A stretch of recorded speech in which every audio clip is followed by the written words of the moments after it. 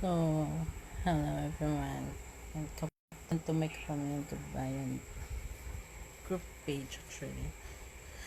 It's not a page, it's a channel on my YouTube. So, ayun ako mag-vlog ulit, okay guys? So, welcome to me again. May opinion ako dun sa mga nangyayari ngayon at saka dun sa mga nagaganap. Kasi, this past few days, daming nababalitaan na laging sangkot yung mga menor de edad na bata, yung pamalalaki man o babae, sa kagaya nito sa Tacloban incidents at saka dun sa Cavite incidents. Marami pa incidents na nangyayari ngayon na naangkop yung mga bata.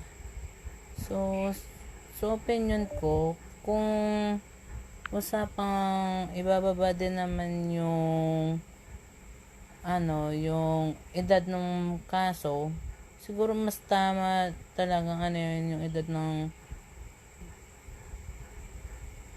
12 below, kasi sobra na yung mga bata ngayon hindi na rin kasi sila natatakot, kasi nga komportable sila doon sa mga nababalitaan nila, nalalaman nila na porket bata sila, hindi sila makukulong. Kaya nagagawa nila yun Minsan siguro, kulang din sila ng gabay ng mga magulang. Sana magalit ha. Wala po sana magagalit. Kasi, opinion ko naman po. At sa tingin ko naman, kung matutupad yun, malay nyo, diba, mawala yung mga yung mga nasasangkop yung mga bata o yung mga anak nyo. Kagaya ko, may pamangkin na ako, bata din. So, tinuturuan namin talaga siya ng tama.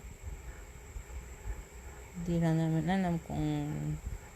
Pero feel ko naman na niya naman na tatandaan niya naman mga turo sa kanya. So, ganun na. Opinion lang naman kasi. Ginawa ko to para din naman sabi ko yung opinion ko. Kasi, sobrang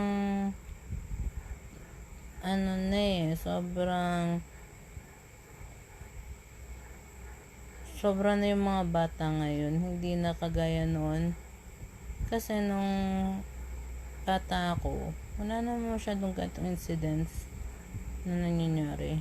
Like, yung nakakapanakit na sila ng kapwa nila, yan na yung nagawa nilang paraan sa mga bullies. Sa school naman, mas maganda siguro kung ibalik yung paghihigpit kagaya dati. Yung bawat bago ka pumasok sa school, may check ng gamit.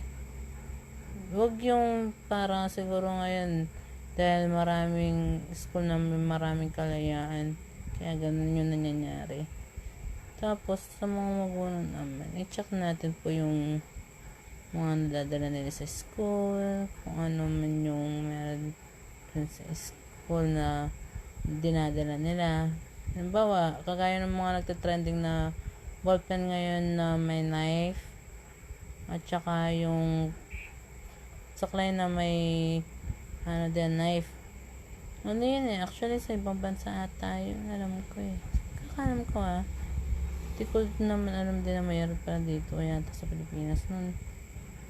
Pero yun lang po yung opinion ko. So, bye.